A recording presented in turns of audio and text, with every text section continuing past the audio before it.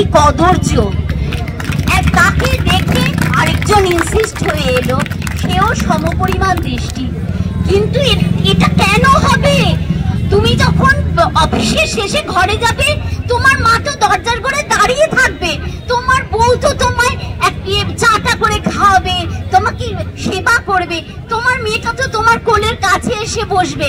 তুমি একবার ভাববে না যে ওই মেয়েটা একটা শুধু ভোগের বস্তু নয়, ওটা আমার ঘরের মেয়ে, বোন, দিদি।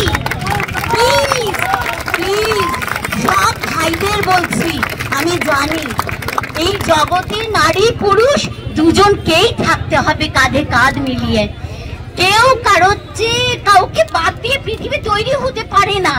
এখনো তো পৃথিবীটা মানবিক যন্ত্রেও তো পুরো পরিণত হয়নি, তার যে ক্লোন সৃষ্টি হবে।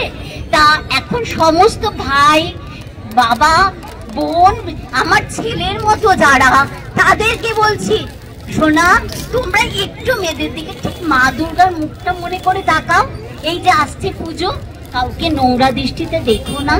সবাই তোমার ঘরেরই ওই পটের দেয়ালে টাঙানো যে প্রতিমাটা, সবাই সেটাই।